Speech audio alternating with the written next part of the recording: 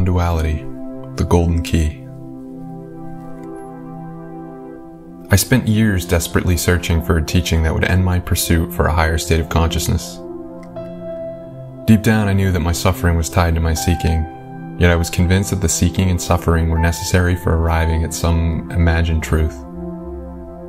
For years, I scavenged through religious literature looking for any nuggets of wisdom I could use to formulate a new spiritual view of reality. Eventually, something dawned on me. All of these religions, when reduced to their core, were essentially saying the same thing. Many people may disagree with this notion, and that's completely fine, but I see what I see, and a common teaching pervading nearly all religions is clear as day to me. Of course, each religion has its own cultural and linguistic package in which it expresses itself, but beneath their surface there is undoubtedly a profound connection. I'm obviously not the first to see this. Aldous Huxley called it the perennial philosophy.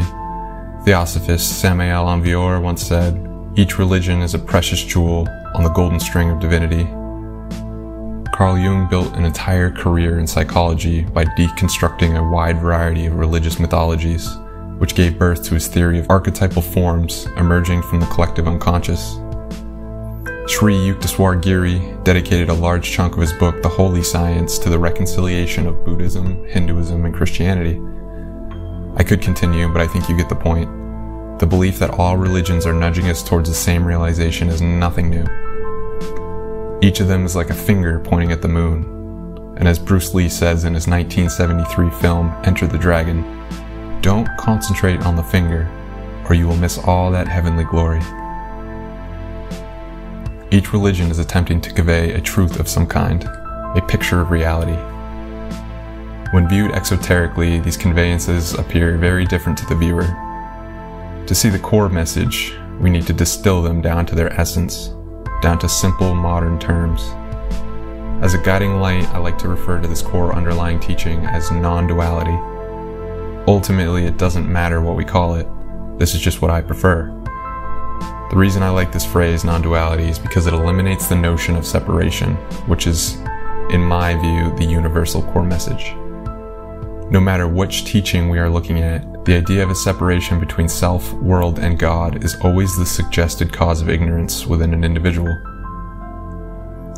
When the interpretation of whichever scriptures we are reading seems to say that there is a separate self and a world apart from God, we can be fairly certain that we have not boiled the teaching down to its intended meaning. If we do feel the need to study religious doctrines, I suggest we look deep beneath the modern interpretations. This is where the intended meaning shines forth like gold, underneath the years of accumulated muck and sludge. This is specifically important when studying Judeo-Christianity. There is no substantial difference, in my opinion, between the revelations given by Christ and Buddha.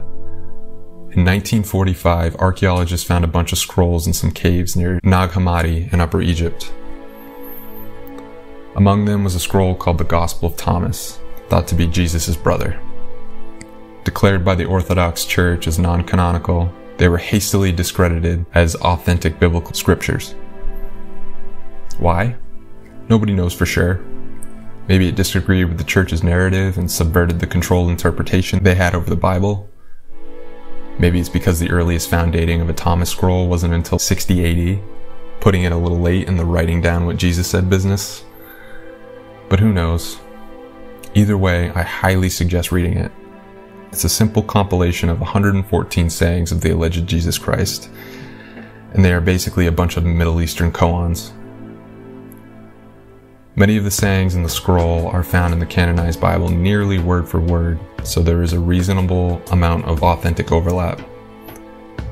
But the interesting thing about these 114 sayings is that they sound Buddhist. For example, the third saying within the scroll reads, "If your leaders say to you, 'Look, the kingdom is in the sky,' then the birds will precede you. If they say, 'It is beneath the sea,' then the fish will precede you. Rather, the kingdom of heaven is within you, and it is outside of you. When you know yourselves, then you will be known, and you will understand that you are the children of the living Father. But if you do not know yourselves, then you live in poverty, and you are the poverty." Another quote, line 5 says, "Know what is in front of your face, and what is hidden from you will be disclosed to you." I see very little difference between quotes like these and the teachings of Buddha. Additionally, there is nothing mystical or metaphysical being asked or given to us here. Jesus, or rather the author of this particular gospel, is simply saying, if we stay in the moment, what's real will become obvious. Just as Buddha says, do not dwell on the past, do not dream of the future, concentrate the mind on the present moment. All is revealed in this moment. In my eyes, Buddha and Jesus were inspired by the same mission, to correct where the dominating religions of their time had begun to fall short. Christ gently tried to correct the rigid orthodoxy of the Jewish law and its spiritual misunderstandings, while Buddha attempted to free the people of his time from the oppressive caste system produced by Hindu fundamentalism, by reminding them they were already free. They were both fingers pointing at the heavens. Heavens being an analogy for the inherent psychological freedom each one of us possess within and without. Jesus explicitly stated that he spoke in parables, so it's important to always find the underlying meaning of his words. I admit it's not a casual task to see this overlap through the tinted glass of modern religion. Layer after layer of intellectual interpretation has obscured the heart of each teaching.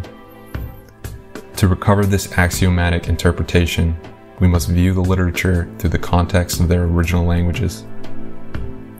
For example, in the Old Testament, what was the name of God given by God to Moses? In Aramaic Hebrew, it is YHVH, Yod-He Vav-He. The closest translation into plain English for this would be self-existence, eternal being, or quite literally, I am that I am. With this in mind, how would an accurate interpretation of something like, believe me that I am in the Father and the Father in me, look like? Well, if the Father is the biblical God, Yod-He Vav-He, or I am that I am, and this I am that I am is inside Jesus, and Jesus is conversely within that I am that I am, I hope you're able to see what I'm seeing here. I am that I am is word for word one of the highest mantric prayers used by Vedantic Hinduism. In fact, Advaita Vedanta, literally translated as Non-Duality, holds that the presence of I am within us is the presence of God, or Brahman. God, Brahman, consciousness, awareness. In Vedantic culture, these are all synonymous. My goal here isn't to declare any authoritative translation of the Bible, Veda Sutras, or the Dhammapada. I only wish to hand you an alternate interpretation of these religious materials. I firmly believe that with this non-dual perspective, we can demystify, revitalize, and reconcile just about every major religion known to man. Let's remember what religion was meant for. The Latin root for the word religion is religare, meaning to bind or to tie. This is identical to the root meaning of yoga, or in Sanskrit yug, meaning to connect, join, or balance. So what is it that we are meant to bind with or connect to? I would suggest it's referring to the connection of ourselves to ourself, with a capital S. Hence the phrasing, finding oneself. Self with a capital S refers to awareness itself. The eternal, unbroken awareness that gives rise to a mind that then distinguishes itself from the world and produces concepts about a separate thinking ego, a world opposed to that ego, and a God looking down upon the world from a place called heaven. This is all just the mind at play. Theory, duality. To move beyond this duality, all we must do is refer back to our intrinsic sense of self-awareness. An awareness that is ever present, completely unchanging, and always wide awake. An awareness that has been personified and deified by the beautifully poetic minds of our ancient ancestors and expressed through mythology and religion. This awareness is all that is, all that was, and all that ever will be. And as Nisargadatta Maharaj used to say, that is God, and you are that.